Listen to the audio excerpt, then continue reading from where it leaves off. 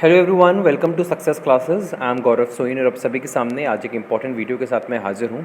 And this important video is regarding 8 main steps of choosing a topic for PhD thesis. बहुत से subscribers अक्सर मुझसे ये पूछा करते थे कि सर किस तरीके से हम टॉपिक चुने फॉर पीएचडी थीसिस, या किस तरीके से हम एक रिसर्च टॉपिक चुने जिसके ऊपर हम आगे जाकर के पीएचडी कर सकें।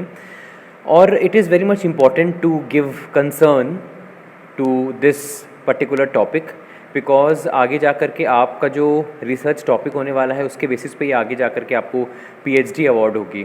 तो जो मैं आपको स्टेप्स बताने वाला हूँ इस वीडियो में, आप इसको डेफिनेटली फॉलो करिए, और अगर आप इसको फॉलो करेंगे तो आपको एक अच्छा टॉपिक मिल सकेगा जिसके ऊपर आप अपनी पीएचडी कर सकते हैं।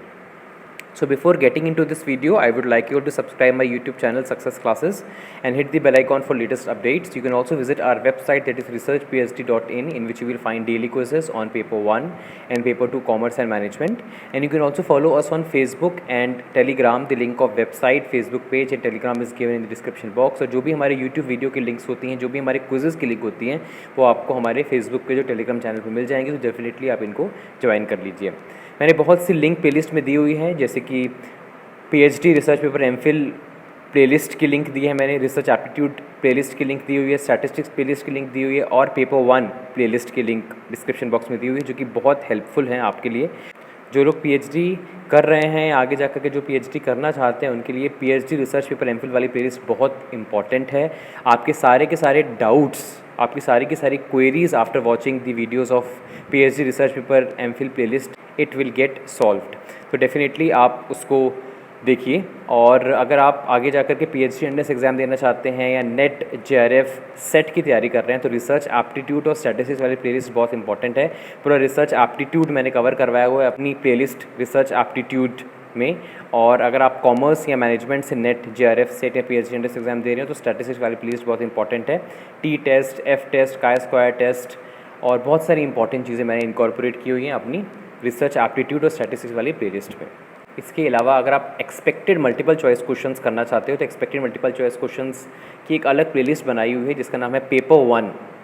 और उसमें मैंने expected multiple choice questions of people and environment, higher education, communication, teaching aptitude, mathematical reasoning, इन सभी के ऊपर मैंने बहुत सारे expected multiple choice question solve करवाए हुए हैं। तो आप डेफिनेटली उसको रेफ़र करिए, जिससे आपको पता चले कि आपकी परफॉर्मेंस एक्चुअल में कैसी है। बिकॉज प्रीवियस ईयर क्वेश्चंस लगा करके तो हमें आंसर याद हो जाते हैं, but expected multiple choice questions हमको एक्यूरेट पिक्चर बताते हैं हमारी परफॉर्मेंस की। तो आप उसको भी देख सकते हैं, लिंक डिस्क्रिप्शन बॉक्स में दिया हुआ है।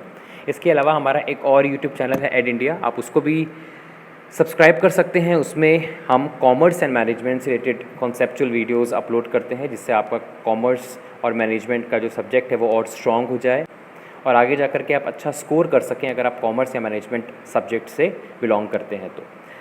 इसके अलावा अगर आप कंप्लीट पेपर 1 और पेपर 2 कॉमर्स करना चाहते हैं, तो नवदीप कौर मैम अनअकैडमी पे कंप्लीट पेपर 1 और पेपर 2 कॉमर्स करवा रही हैं। आप डेफिनेटली उनको ज्वाइन कर सकते हैं फॉर बेस्ट रिजल्ट्स। और अनअकैडमी पे रोज़ रात के 10 बजे स्पेशल क्लासेस होती हैं नवदीप कौर मैम की, आप उसको भी डेफिनेटली ज्वाइन करिए। और नव क्लासेस यूट्यूब चैनल आप डेफिनेटली सब्सक्राइब कर लीजिए, बिकॉज काफ़ी हेल्पफुल और काफ़ी फ्रूटफुल वीडियोज़ डेली बेसिस पे आती रहती हैं नव क्लासेस यूट्यूब चैनल पे। तो आप उसको सब्सक्राइब कर सकते हैं, लिंक डिस्क्रिप्शन बॉक्स में दिया हुआ है। और अगर आप सब्सक्रिप्शन लेना चाहते हैं तो आप कोड यूज़ करिए नव क्लासेस, जो कि आपको आपकी स्क्रीन पे दिख रहा है। चलिए आते हैं और देखते हैं कौन कौन से मेन स्टेप्स है that we have to follow in order to choose a topic for PhD thesis. First is read the requirements carefully. PhD admission notification या पीएचडी एडमिशन सर्कुलर जारी किया जाता है हर यूनिवर्सिटी के द्वारा बिफोर द एप्लीकेशन प्रोसेस, और आपको उस पर्टिकुलर ब्रोशर को केयरफुली रीड करना है। बिकॉज जहाँ पे भी ये लिखा होता है ना कि these are the number of departments into which you can pursue your PhD, उसके साथ साथ आपको नंबर ऑफ सीट्स दी होती है, नंबर ऑफ वैकेंट सीट्स दी होती हैं, और बहुत सी यूनिवर्सिटीज़ में एरिया ऑफ स्पेशलाइजेशन दिया होता है कि आप कॉमर्स के हो तो आप मार्केटिंग में, फाइनेंस में, एचआर में, इंटरनेशनल बिजनेस में, इन एरियाज़ पे आप जो है अपनी पीएचडी कर सकते हो। तो उसको पढ़ना बहुत इंपॉर्टेंट है, बिकॉज वहाँ पे एक रिजिडिटी है कि आप इन्हीं एरियाज़ ऑफ स्पेशलाइजेशन को चूज़ कर सकते हो फॉर योर पीएचडी टॉपिक। आप कुछ अपना टॉपिक ऐड ऑन नहीं कर सकते। और अगर आपको लग रहा है कि हाँ इन एरिया ऑफ स्पेशलाइजेशन जो दी हुई है मेरे को पीएचडी एडमिशन नोटिफिकेशन में, इसमें से मैं एक टॉपिक चूज़ कर सकता हूँ जो कि मेरा एरिया ऑफ इंटरेस्ट भी है, तो फिर आप जो है उस पर्टिकुलर यूनिवर्सिटी की एप्लीकेशन प्रोसेस फिल कर सकते हो। Is it clear? तो first step is you have to read the requirement carefully. Requirement means जो भी आपको एरिया ऑफ स्पेशलाइजेशंस दिए हुए हैं उससे रिलेटेड टॉपिक्स ही आप सिर्फ चूज़ कर सकते हो। अगर आपको लग रहा है कि हाँ this is something which is of my area of interest, then you should go for it. And if you think that नहीं, इसमें से तो मैं किसी में भी कंफर्टेबल नहीं हूँ या इनमें से कोई भी मेरा एरिया ऑफ इंटरेस्ट नहीं है, then you should leave the process of filling the application form and you should go for some other university. Is it clear? So this is the first point that you have to keep in mind. Second is pick a field of research. अब आपने एक particular field of research choose करनी है, marketing, finance, HR, international business और you can say income tax, जो भी आपको लग रहा है कि हाँ मुझे इसमें से इसे चूज़ करना है। अगर रेस्ट्रिक्शंस दी हुई हैं तो, और अगर किसी प्रकार की रेस्ट्रिक्शंस दी नहीं है, अगर किसी प्रकार की रिजिडिटी है ही नहीं, तो आप फ्री हो, आप कोई भी एरिया ऑफ इंटरेस्ट चुन सकते हो उस पर्टिकुलर सब्जेक्ट से रिलेटेड। जैसे कॉमर्स के हो तो आप चूज़ कर सकते हो बिजनेस मैनेजमेंट, आप चूज़ कर सकते हो you can say accounting and auditing. तो you are very much free to choose a topic if there is no restrictions mentioned in the PhD admission notification, and if there is any kind of restriction then you are bound to choose among them. Is it clear? So second is you have to pick a field of research. Third, check out the journals and articles. अब आपको क्या करना है, जैसे मैं commerce का हूँ, मैंने फाइनेंस उठा लिया as a area of specialization, area of research. अब मुझे उससे रिलेटेड फाइनेंस के अंदर भी बहुत सारी चीज़ें आती हैं, कैपिटल स्ट्रक्चर आता है, कैपिटल बजटिंग आता है, डिविडेंड पॉलिसी आता है, इन्वेस्टमेंट डिसीजंस आता है, बहुत सारी चीज़ें आती हैं। अब उसमें से भी आपको एक पर्टिकुलर टॉपिक चूज़ करना है और उससे रिलेटेड आपको जर्नल्स एंड आर्टिकल्स रीड करने हैं जिससे आप रिसर्च गैप्स आइडेंटिफाई कर सको। Is it clear? और उसके लिए आपको क्या करना पड़ेगा, you have to do literature review. Is it clear? So this is the third step that you have to keep in mind. You have to do literature review of your concerned topic so that you can identify the research gaps and you can work on it. Is it clear? So this is the third step that you have to keep in mind. Fourth step, narrow it down. Narrow it down means कि आप जो है, कुछ लोग मैंने ये देखा है कि बहुत एक्सप्लोर्ड टॉपिक्स ले लेते हैं, बहुत बड़े बड़े टॉपिक्स ले लेते हैं जिसमें 2-3 रिसर्च शामिल होती है। Avoid it.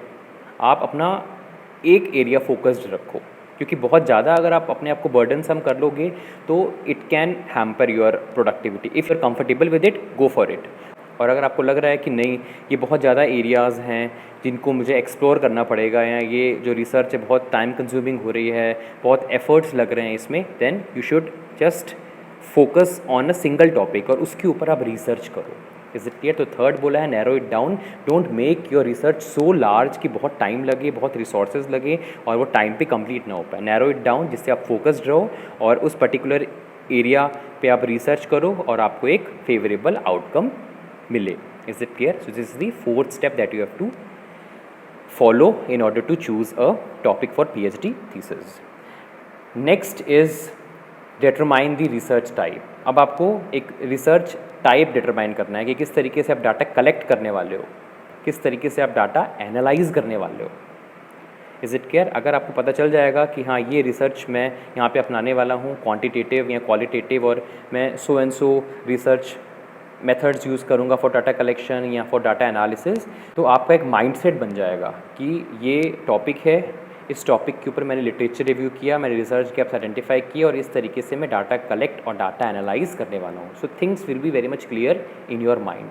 So next step is determine the research type in which you have to find out a research type that you have to follow. It can be anything, it can be quantitative, it can be qualitative. और quantitative के अंदर भी जो होती हैं experimental, इन सबको आप choose कर सकते हो। क्वालिटेटिव में एथनोग्राफी और आप कह सकते हो केस स्टडी, आप उसको चूज़ कर सकते हो और फिर उससे रिलेटेड आप डाटा कलेक्शन और डाटा एनालिसिस मेथड चूज़ कर सकते हो और फिर आप आगे जा करके अपना एक टॉपिक चूज़ कर सकते हो। Because things are getting clear in your mind, क्योंकि चीज़ें आपके मन में अब क्लियर होती जा रही हैं कि किस तरीके से आपको डाटा कलेक्ट करना है अगर आप इस टॉपिक को चूज़ करते हो, और किस तरीके से आपको डाटा एनालाइज करना है अगर आप इस टॉपिक के साथ आगे जा करके PhD थीसिस बनाते हो। तो next step is what is the relevance. ये बहुत इंपॉर्टेंट है और ये इंटरव्यू में ही पूछा जाता है कि इस पर्टिकुलर रिसर्च की आगे जा कर के सोसाइटी में क्या रेलेवेंस है, सोशल पॉइंट ऑफ व्यू से क्या इसका महत्व है, किस तरीके से ये कंट्रीब्यूट करने वाली है रिसर्च फील्ड में, किस तरीके से ये एक चेंज लाने वाली है। ये माइंडसेट आपका होना बहुत ज़रूरी है। ये बहुत कम लोगों का माइंडसेट होता है आज की डेट में रिसर्च स्कॉलर्स का।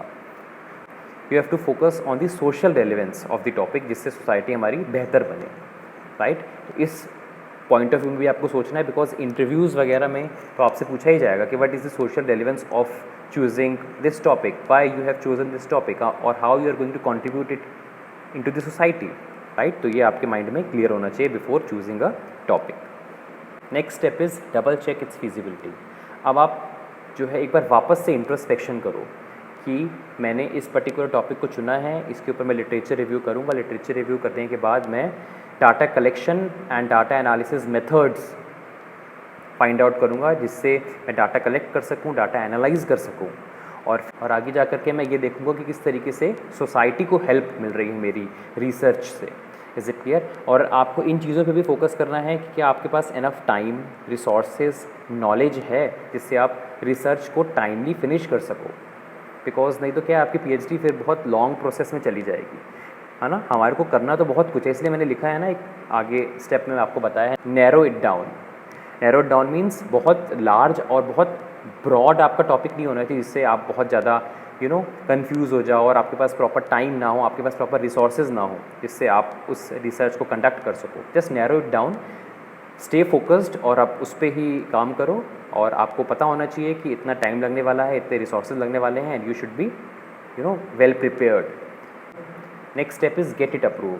अब आपके जो सुपरवाइज़र हैं, आपके जो गाइड हैं, आपको उनका अप्रूवल भी लेना है, बिकॉज ही और she will help you in writing the PhD thesis. Is it clear? तो आप डिस्कस कर सकते हो अपने आइडियाज़ उनके साथ, और फिर वो आपको बताएंगे कि हाँ इस टॉपिक पे आप करो बिल्कुल, because they are experienced, they have into this field for so long, उन्हें बहुत से रिसर्च पेपर्स लिखे हुए हैं, तो वो आपको डेफिनेटली हेल्प करेंगे। दे विल बी, वो आपको डेफिनेटली हेल्प करेंगे, आपको गाइड करेंगे, जिससे आप एक अच्छी पीएचडी थीसिस लिख सको।